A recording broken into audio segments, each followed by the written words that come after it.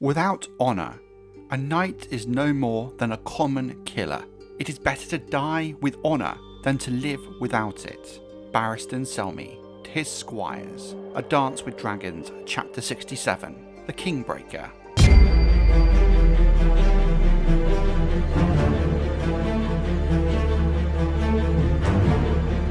Knights and the concept of knighthood are central to the culture of Westeros, deeply woven into the social fabric of the society, particularly within the feudal structures of the Seven Kingdoms and the faith of the Seven. The earliest notion of knighthood likely would have their roots in Andal culture due to its strong association with the faith, which was brought to Westeros with the arrival of the Andals. It is possible that the institution of knighthood even originated in Andal lands rather than Westeros itself. Some ancient legends from the Reach claim that the ideals of chivalry were first introduced by the first knight, Jon the Oak, one of the sons of the legendary and perhaps mythical figure Garth Greenhand. The prominence of knights in Westerosi culture is largely a result of their military effectiveness.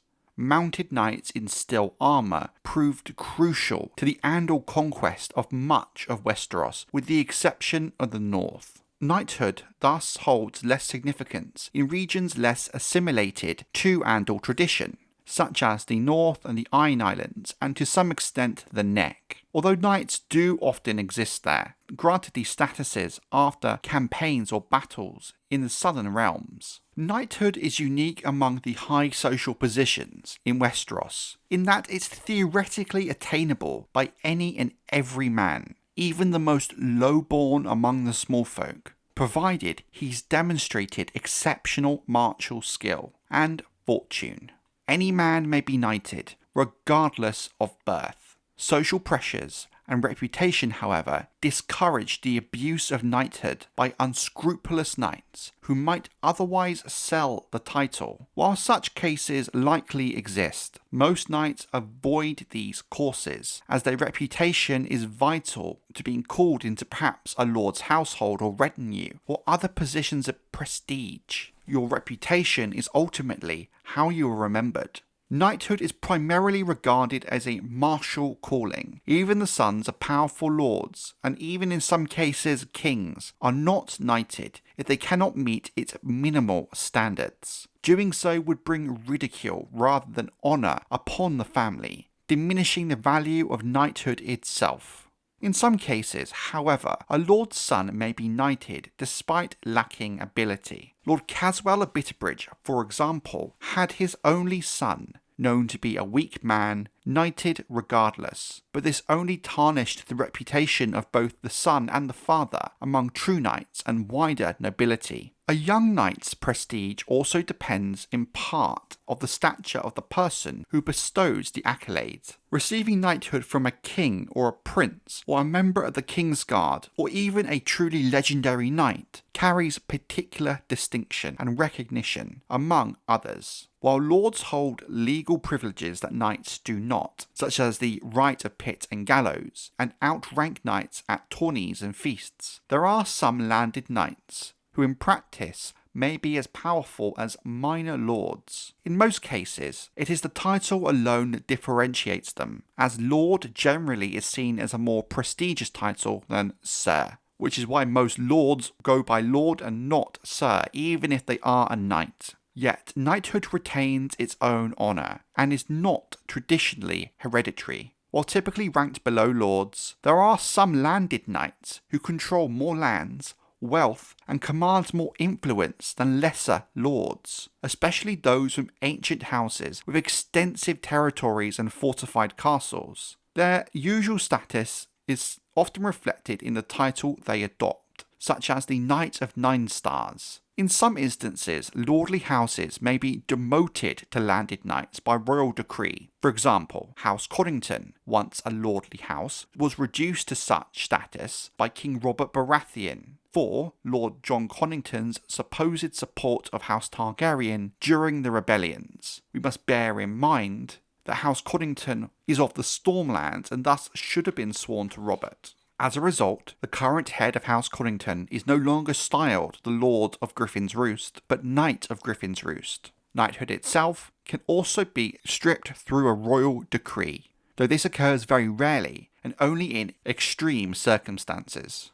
There are no strict rules regarding a knight's appearance or choice of armour. Steel plate armour is more common among knights from the Reach, while chainmail, often made of iron, is predominant among the few northern knights, with exceptions such as House Manderley, who while are settled in the north, originate from the Reach and continue to favour the Reach-style plate. Knights may wear several types of helm as well. Greater helms, which fully enclose the head and face, are the most common, with wealthier knights often using them for self-expression, with elaborate designs, such as Jaime Lannister's famed lion helm. Some knights prefer half helms, leaving much of their face exposed, but with much better visibility, though it's unclear whether this style is used primarily in battle or also in tourneys. Knights display their arms on shields and surcoats to identify themselves in battle and a tourney. Those of noble birth often bear the arms of their house or adopt some personal variations. For example, Garland and Loras Tyrell, the younger sons of Lord Mace Tyrell of Highgarden, used 2 and 3 golden roses respectively, instead of the singular golden rose of House Tyrell, marking their place among their siblings. Knights may also create entirely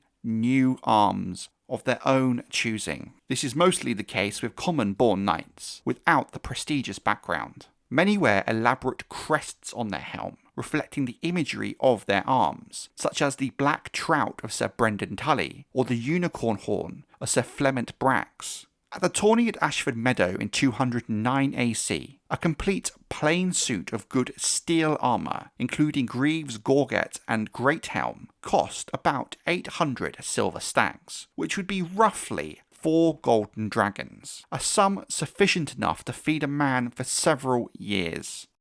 I've seen hundreds of tournaments, and more wars than I would wish, and however strong or fast or skilled a knight may be, there are others who can match him. Arston Whitebeard to Jorah Mormont, A Storm of Swords, Chapter 8, Daenerys 1. Although it's not a strict requirement for knighthood, boys, mostly of noble birth, commonly begin their training as pages and later advance to squires. Boys may become pages at a variety of different ages, though 6 or 7 years of age appears to be the most common. Robert Arryn was 6 years old when his father, Lord John Arryn, the then Hand of the King, intended to foster him at Dragonstone with Stannis Baratheon, and the late Princess of Dorne once proposed taking Jaime Lannister as a page at the same age. Sir Kevin Lannister, the younger brother of Lord Tywin, began his service at 8, and boys as young as 8 may even serve as pages for the Night's Watch. After several years, a page may be promoted to squire, though service as a page is not actually required to be a squire, so the age at which boys begin squiring also varies wildly. Samwell Tarly was expected to serve as a page and then cupbearer at the age of 10, though many boys were already squires by that age or younger. Doran Martell, King Aegon V, Roland Westerling, Elmer Frey were all squires at the age of 9, while Barristan Selmy and Edric Dane took up squiring at 10. Pages and squires train in the use of arms and attend closely to their masters. Squires will run errands, care for horses, clean armour, assist their master in donning their arms and armour. In wartime, they will ride alongside their knight, aiding them in combat. During tourneys, squires provide fresh lances and weapons as needed. A boy who is fostered but not training for knighthood, for example, or one who does not follow the faith of the Seven, may still perform the duties of a page or squire without formally holding these titles. Most squires are knighted sometime after reaching adulthood, though some are elevated earlier by demonstrating exceptional skills in tourneys, such as Daemon Blackfyre, or valour in battle, as seen with Jaime Lannister. In rare and tragic cases, underage squires may be knighted on the battlefield as they lay dying, as happened with Tyward Lannister. Men may also request knighthood prior to being executed, as in the case of Trystane Truefire. However, it is up to the discretion of the Lord to grant this or not. The motivations behind a knighthood are not always honourable. Political considerations can play a role, as with Laenor Velaryon, who was knighted in advance of his marriage to Rhaenyra Targaryen, on the belief that a prince consort of the Seven Kingdoms should hold a knightly title. There are many reasons a man may not wish or be able to become a knight. Physical disabilities that prevent the fulfillment of their duties could bar a man from knighthood. For example, Bran Stark and Willis Tyrell, who were both unable to become knights due to their injuries, and it's likely that other nobles with physical impairments, such as Albert Massey, Larys Strong, or Lothar Frey, were similarly excluded. While serving as a squire, Merrit Frey was denied knighthood by Lord Sumner Crakehall after suffering head injuries during the campaign against the Kingswood Brotherhood, which left him incapacitated by even the most minor of blows.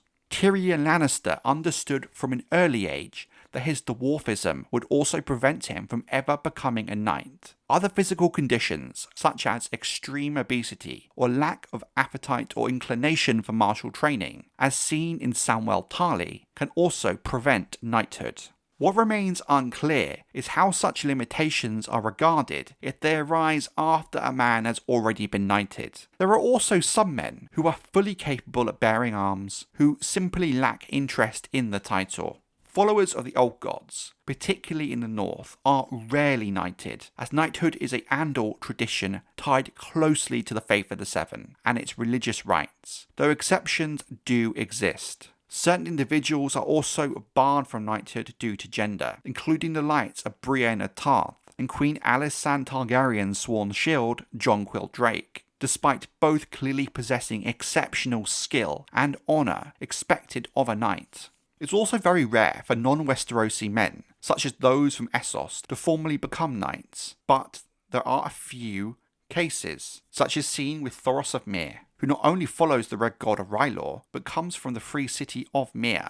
Finally, some squires choose never to actually become knights, remaining squires for all their lives. This may be due to lack of desire for a knight's martial lifestyle, or an inability to actually afford the equipment to maintain a knightly status. Such long-term squires were in fact quite common in the real Middle Ages. In the name of the warrior, I charge you to be brave. In the name of the father, I charge you to be just. In the name of the mother, I charge you to defend the young and innocent. In the name of the maid, I charge you to protect all women. The dubbing of a knight, the hedge knight. Any knight has the authority to create another knight. Kings may also bestow knighthood, even if they themselves were never knighted. Lords, however, cannot dub a knight unless they have first received knighthood themselves. The act of knighting is a partly religious ceremony in nature, and is generally reserved for followers of the Faith of the Seven. There are several forms of ceremony that may take place. Traditionally, the night before knighthood is spent in vigil within a sept, standing before a statue of the warrior. The sword may be laid before or upon the statue, with the candidate's armour piled at its base.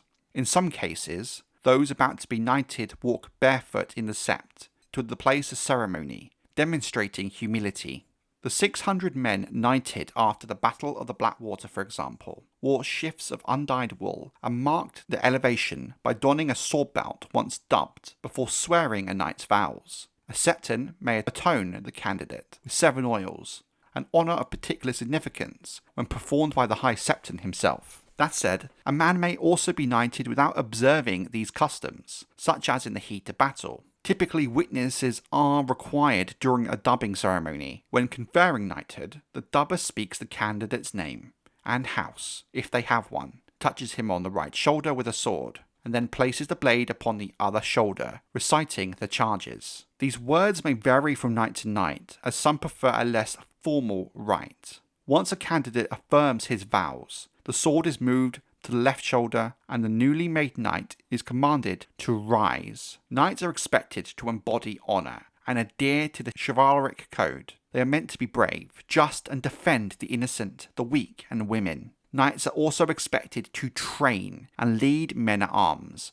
Ideally, a knight owns multiple horses, including one for travel, another for tourneys, and a third warhorse for battle. Some knights refuse to name their horses, believing it lessens the pain of the loss, as horses often die in combat. The host of a tourney determines who may compete, whether restricting entry to knights alone or allowing sellswords, squires and even free riders to take part. The Reach, long considered the centre of chivalric traditions in the Seven Kingdoms, is the region most likely to hold tourneys limited to knights. In a joust, the defeated rider is typically required to surrender his armour and horse. For a poor knight, this loss can be ruinous. So long as a knight remains armed and mounted, he retains his status, but without a sword or a horse, he's little more than a beggar.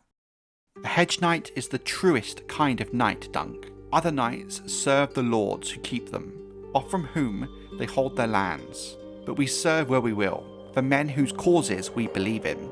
Sir Arlen a Pennytree to Duncan the Tall, the hedge knight.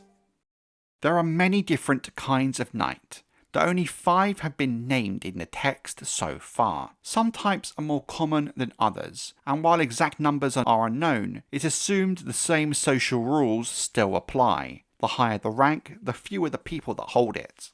A landed knight is one who resides in a keep along with the lands attached to it. Knightly families belong to the nobility. It's heraldic, meaning it can be passed down from father to son. They command their own peasants and men-at-arms, and they also maintain sworn swords. Although landed knights are noble, they are generally too low in rank to marry into the great houses. Securing a match with a highborn woman would be a notable accomplishment. Landed knights are not lords, but they greatly outnumber them.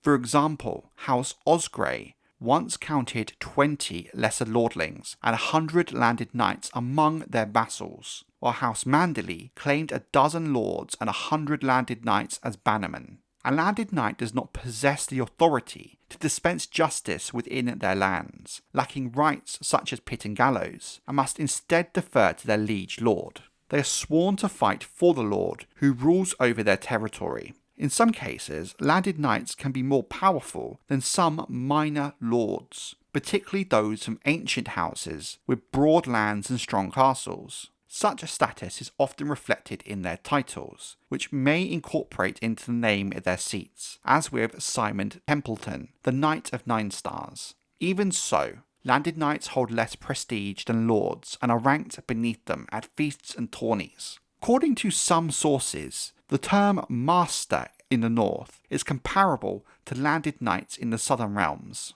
A hedge knight is a wandering knight without a master. Hedge knights travel the length and breadth of the Seven Kingdoms, looking for gainful employment. Hedge knights are so called because most of their worldly wealth is tied up in their arms and horses, and thus they typically sleep outdoors, often under trees and hedges. Unlike landed knights, hedge knights own no land, and most travel in search of employment and frequently attend tourneys to earn money and demonstrate their skill, hoping to be hired or make a name for themselves. Hedge knights may also join retinues of lords or accompany kings on royal progresses. They are usually younger men, although many aspire to the ideals of chivalry and the conduct of a true knight. Hedge knights are often mistrusted and viewed poorly. The term hedge knight itself carries a disparaging connotation. Some warriors are described as up-jump hedge knights, having risen from humble origins. A number of less scrupulous hedge knights use their martial training for banditry, becoming so-called robber knights. Household knights are landless knights who have been taken into the service of a lord. Knights serving in a household are charged primarily with protecting their master, acting as both bodyguard and enforcers for their lord's will. They are expected to respond quickly to emergencies, whether defending the household from raiders, quelling disputes among retainers, or assisting in crises that threaten the safety of the lord's estate. Their duties extend beyond combat, as household knights may also oversee the training of man-at-arms, supervise the guard, and ensure the security of the lord's residence and holdings. Household knights and their families often live in close proximity to their lord, allowing them to form social and political connections with the other members of the household. These relationships can be advantageous, providing opportunities for marriage alliances, patronages, and influence within the lord's court. In some cases, even Targaryen kings have relied on household knights and men-at-arms to protect members of the royal family directly, taking on roles typically reserved for the Kingsguard. This arrangement allowed kings to expand their protective forces without violating the exclusivity of the Kingsguard, while also ensuring loyalty among the entrusted household knight with the safety of the royal household. Household knights can also include the younger sons of noble houses, who have not yet inherited their family's lands or titles. These knights serve both to gain martial experience and to maintain their social standing while awaiting their inheritance. A good example of this would be Sir Horace and Hobber Redwyne, heirs of Lord Paxter Redwyne, who served in the household capacity before assuming full control of their family's holdings. In addition to gaining practical skills in warfare and governance, these young knights are able to cultivate connections, prove their valour, and establish reputations that may benefit them and their families in the future. Knights Inquisitor are knights appointed by the Iron Throne to investigate, pursue, and punish those deemed threats to the realm. They serve as the Crown's agents, carrying out missions that require both martial skill and loyalty to the monarch. Their responsibilities often include tracking fugitives, uncovering conspiracies, enforcing royal justice across the Seven Kingdoms. For example, after the fall of King's Landing during the Dance of the Dragons, Rhaenyra Targaryen sent hunting parties of Knights Inquisitor to pursue fugitive members of House Targaryen, including King Aegon II, Jaehaera Targaryen, and Prince Maelor, as well as prominent supporters such as the Master of Whispers, Larys Strong, and Knights of the Kingsguard, Sir Willis Fell and Sir Rickard Thorne. Beyond hunting fugitives themselves, Rhaenyra's Knights Inquisitor were also tasked with identifying and punishing anyone who had aided or sheltered the fugitives, ensuring that loyalty to the crown was maintained and that those who opposed it faced consequences. The final type of knight in Westeros is less of a formal classification and more of an ideal to which all knights hypothetically aspire to. The true knight embodies the highest standards of knighthood by demonstrating unwavering courage, honour, and loyalty in both word and deed. He upholds the virtues of bravery, justice, and protection of the innocent, setting an example for others to follow, whether it be in times of war, in the lists at tourneys, and in his everyday conduct. Such a knight is not only skilled in arms, but also guided by strong moral compass, showing humility, compassion, and restraint, even when wielding their power. The true knight's reputation is earned through consistent action, valour, and adherence to the chivalric code, rather than through birth, wealth, or position, because achieving and maintaining these ideals demands extraordinary dedication. Very few are ever considered true knights. Those who do attain this status are revered, their deeds remembered long after they pass, and they serve as inspiration for generations of knights to come.